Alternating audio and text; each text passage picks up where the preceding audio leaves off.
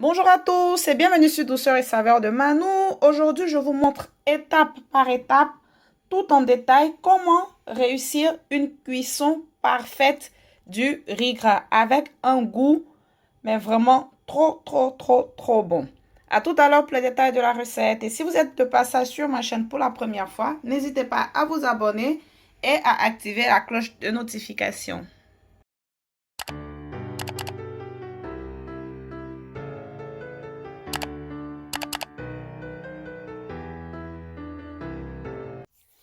Je commence d'abord avec la viande que je vais utiliser. Moi, j'utilise des cuisses de poulet et quelques gésiers. Bien sûr, vous pouvez utiliser la protéine de votre choix. Vous pouvez même utiliser du poisson.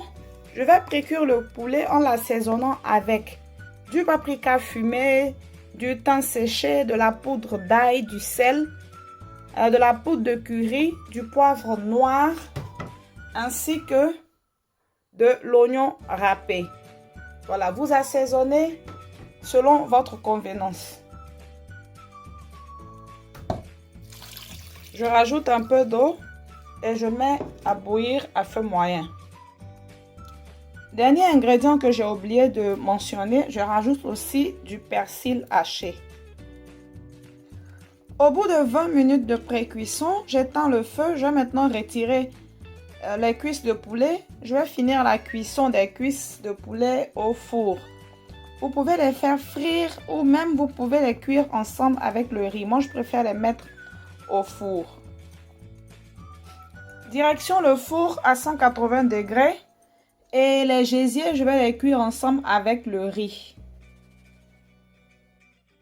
Maintenant que mon poulet est au four, je m'occupe de la préparation du riz. Bien sûr, j'aurai besoin de riz, de concentré de tomates, d'huile et les légumes que j'ai découpés entre-temps, un gros oignon, des poivrons jaunes et rouges, peu importe la couleur, de l'oignon vert, de la carotte, de l'ail que j'ai réduit en purée, ainsi que du persil que j'ai haché.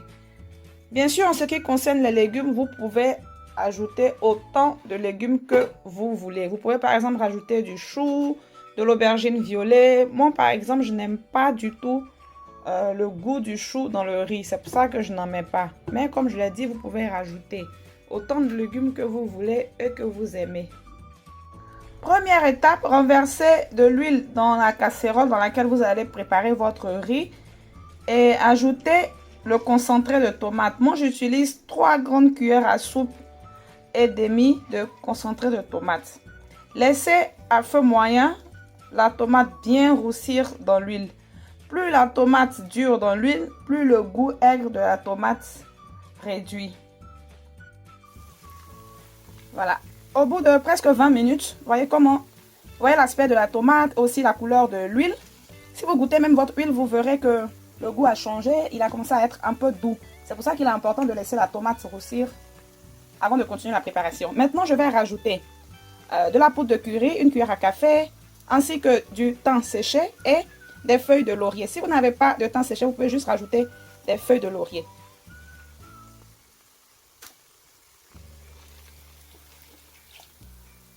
Et maintenant, je vais rajouter l'oignon découpé et je vais laisser le tout frire au moins 5 minutes.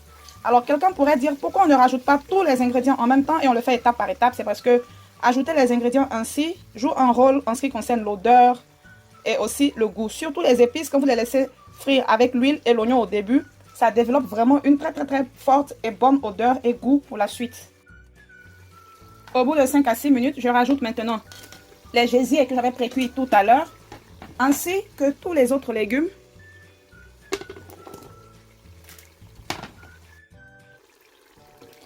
Et je laisse encore une dizaine de minutes avant de rajouter le riz. À cette étape-là, vous pouvez maintenant assaisonner vos légumes. Il faut très bien assaisonner parce que une fois le riz rajouté, il va absorber une grande partie de l'assaisonnement ainsi que des épices et des légumes. C'est pour cela que quand on fait le riz gras, on ajoute beaucoup d'épices, beaucoup de légumes parce que le riz absorbe beaucoup. Je suis maintenant à 15 minutes après avoir rajouté les gésiers et les légumes. J'ai aussi très bien assaisonné. Comme je l'ai dit, l'assaisonnement, c'est au goût de chacun.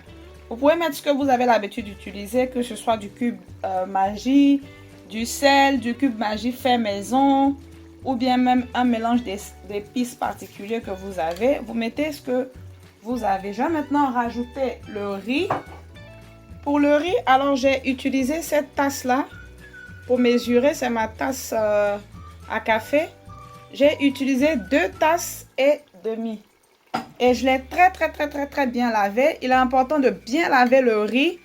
Si vous voulez des grains bien détachés à la cuisson, c'est aussi très important de laver le riz. Je l'ai lavé au moins 3 ou 4 fois. Une fois le riz ajouté, il faut bien le mélanger pour qu'il s'incorpore avec tous les légumes et épices. Avant de rajouter le liquide de cuisson, moi je vais utiliser le bouillon que j'ai récupéré avec la pré-cuisson du poulet et des gésiers. Mais si vous n'avez pas pré-cuit votre protéine, vous pouvez juste rajouter de l'eau, ou bien si vous avez du bouillon de poulet chez vous au réfrigérateur, vous pouvez aussi en rajouter. Vous voyez la belle couleur du riz. Alors mon bouillon au total il fait 400 ml.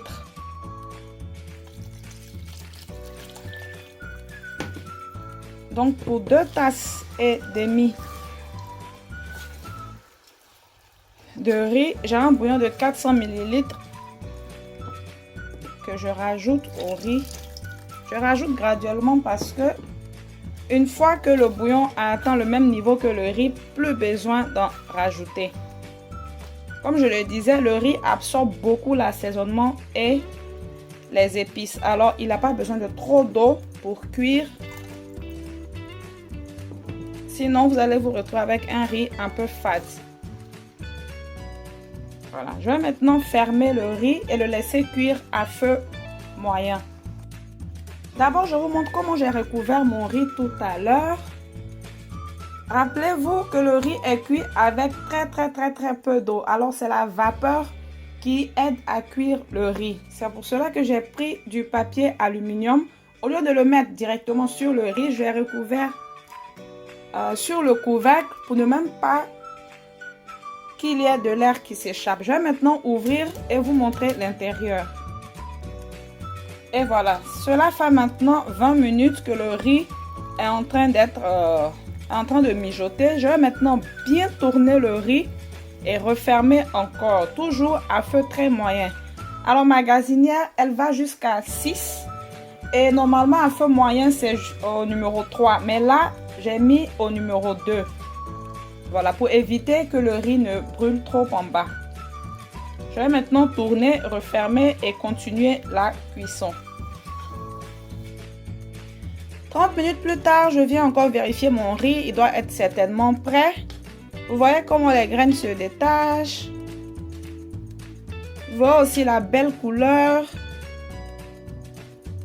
Voilà, le riz est prêt. Je ne sais pas si je montre bien. Le riz est prêt, il est bien cuit. Maintenant, en fonction de la qualité de riz que vous utilisez, le temps de cuisson peut être différent. Et la quantité de liquide utilisée aussi peut être différente. Voilà, je vais maintenant servir mon riz. Le poulet aussi que j'avais mis au four, je l'ai mis à cuire 30 minutes au four à 180 degrés. Si vous avez regardé la vidéo jusqu'à cette étape et que vous n'avez pas encore posé un like, likez la vidéo les amis, c'est très important. Voilà, je vous ai montré, j'ai partagé avec vous comment réaliser un riz gras inratable avec un goût, une cuisson parfaite et une couleur vraiment très belle. Si vous voulez aussi la recette de ces 2 piments qui accompagnent le riz, elle est sur ma chaîne, je laisserai le lien. On se retrouve très bientôt pour une nouvelle recette. N'oubliez pas de partager la vidéo et de vous abonner si ce n'est pas encore fait. Bye bye!